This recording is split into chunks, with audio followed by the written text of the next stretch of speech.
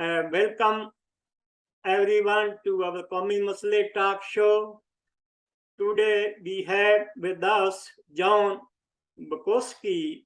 Let me introduce Dr. John Bukowski. He is a researcher and medical writer with professional publication ranging from journal articles to website content to radio scripts. His project, Suicide in his Youth novel, but he also has 8 short stories in publication. He is a native of the Midwest USA, but currently lives in Eastern Tennessee with his wife and a wonderful dog named Elfie. Elfie is okay, doctor? Alfie's doing fine. He's almost 15.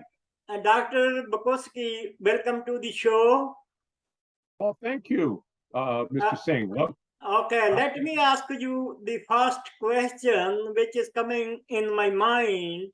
Why did you make the switch from medical research to fiction writing?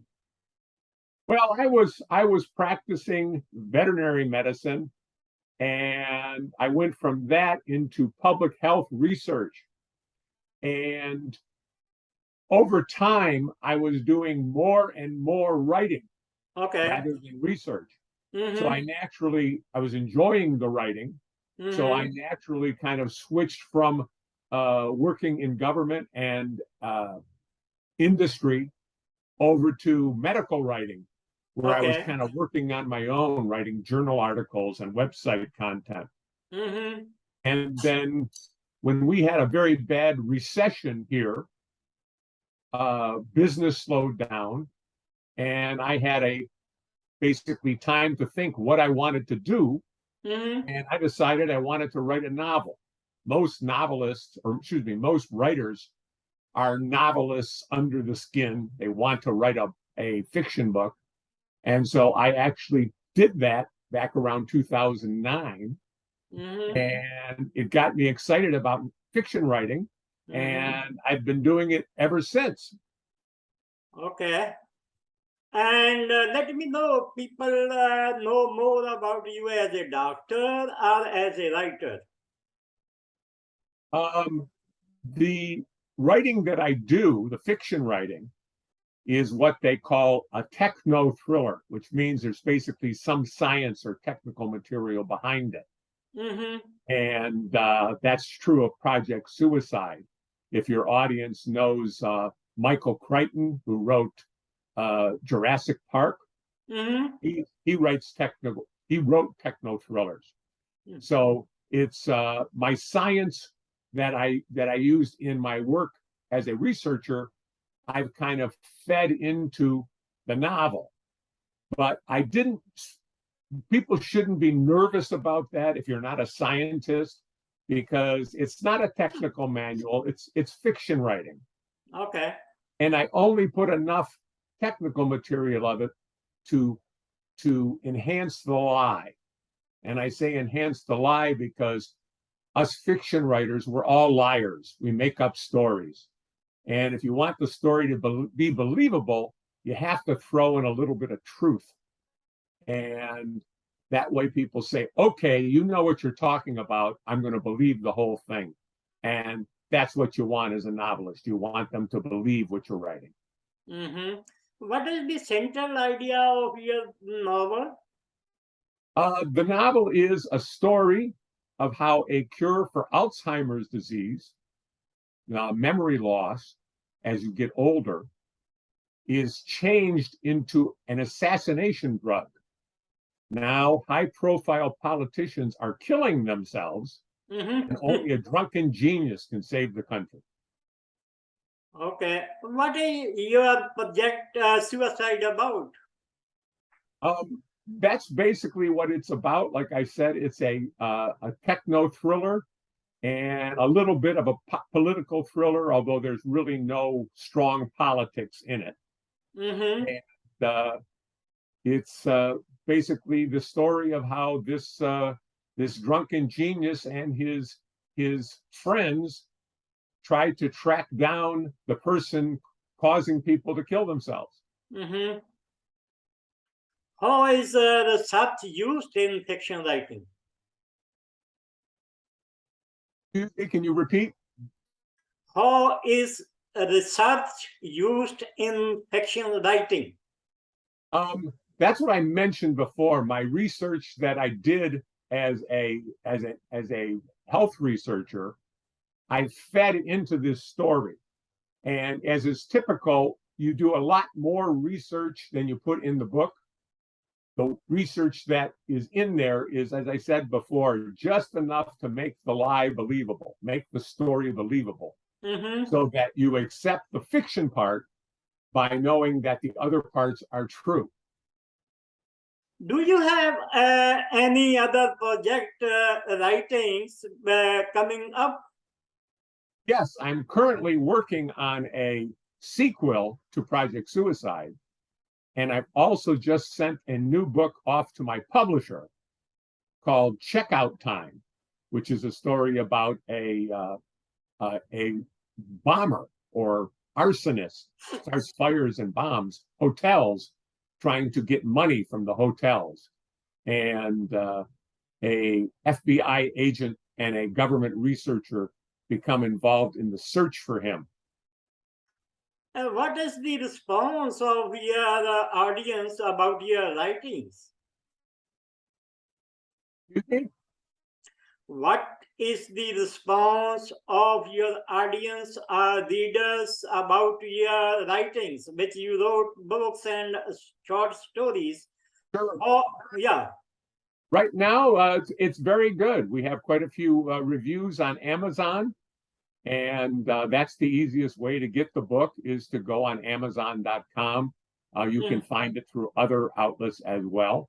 Mm-hmm. But we have good reviews, and we're always looking for more. So if anyone buys the book and reviews it, I hope you like it. Make sure you leave a review on Amazon.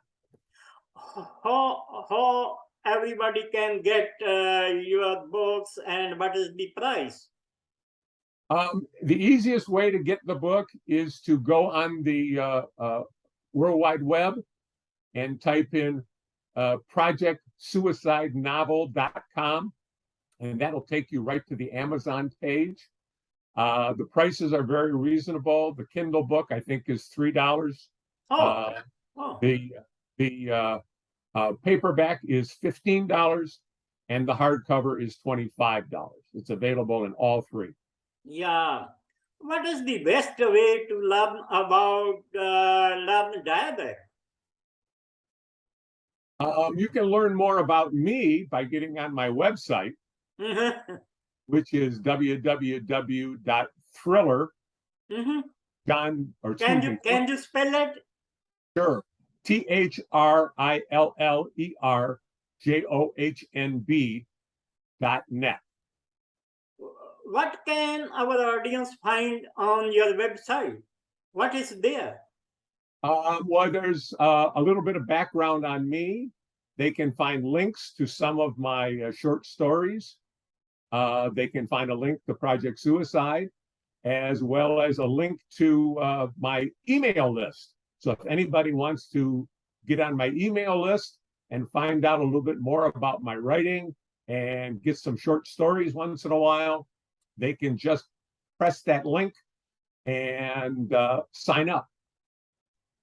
Do you think your acting training and experience helps your writings? Pardon? Do you think your acting training and experience help your writings? Oh yes, absolutely. You know, if you read Michael Crichton, for example, who's another techno thriller author, a lot of this reasons his sound so real is he was a physician. Well, I have a PhD in public health epidemiology and a DVM, a veterinary degree. So that also gives a certain realness to my writing. And so people can feel they're getting a behind the scenes look at how research is done and how medicine operates. And that's part of selling the lie, of making the unbelievable believable. Is your wife supporting you and helping you to achieve your mission and goal? Yep, she is. My wife is a professional editor. Oh, So she always edits my book, but she also gives me feedback on what works and what doesn't. And then, of course, the publisher has his own editor, a fiction editor, who also edits it. So between the three of us, we usually do a pretty good job getting it in shape for publication. this means you have good understanding with your wife, right? Yes, yes. You never fight each other? I won't say never, but you know what Maybe they say. maybe little bit sometime. Yeah, but they say, you always have a little bit of argument with your editor because the editor wants things one way and you want them another. But the editors, certainly my wife's very supportive. She's my best critic and my biggest support.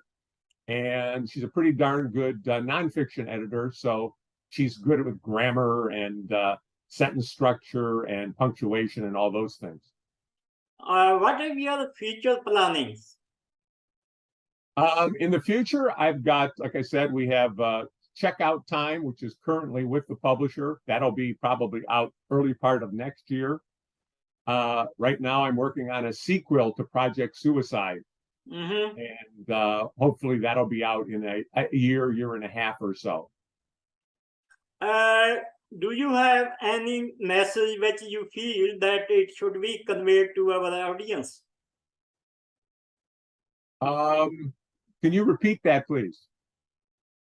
Can you send any message from you which needs to be delivered to our audience? Well, like I said, the biggest thing is that I hope you like Project Suicide, and please leave a review if you do on Amazon. And my advice to anybody out there who maybe wants to be a writer would be read a lot of books, and write a lot. Those are the two key ingredients to being a writer. What do you prefer best between doctor and the writer? Boy, they're very different worlds. For example, when I was a veterinary practitioner, then I was very hands-on treating things. When I was a researcher, doing public health research, I was very much thinking about things, not so much hands-on. And as a writer, you're doing both thinking and imagining, kind of what if there was a drug that could cure Alzheimer's disease, but it had this bad side effect of making people commit suicide. That's a kind of a big thing for writers. What if generates ideas. And as a writer, you do an awful lot more thinking and imagining than actually the time you do thinking and imagining is actually much more than the time you spend actually working at the computer. What do you want to say about the US economy? The economy is growing up and is going down. Well, right now it's going down, unfortunately. We've had a couple of quarters of negative GDP growth, so that's never good. People say that signals a recession, and the stock market's going down, but hopefully that will bounce back. What do you expect in the future? God, I wish I had a crystal ball. I can't see the future. I can't. Anything I said would just be so much hot air. Any interesting thing of your life? What about my life? Yeah. Very interesting thing. One is I need one very interesting thing, and one is a very bad thing which happened in your life. Oh, okay. Well, some interesting things in my life was for quite a while I was in theater, where I did acting and singing, And that really helped me with dialogue. You read a play is basically dialogue and stage direction, and that's all. And some negative thing in my life, I guess, would be the time when we had what we call the Great Recession around 2008, 2009, when I lost a lot of business because no one was hiring. But that turned out to be a bit of a blessing in disguise, because that got me started writing. And once I started writing fiction, I wanted to keep writing fiction. So it was actually a good thing. My next and last question is, what do you want to say about the abortion? About what? Abortion. No opinion. No opinion? No opinion. Yeah. Thank you, Dr. John. The time is over for the show, and next time we will have you again on our show. Thank you very much. Well, thank you, Mr. Thank Singh. you. I appreciate it.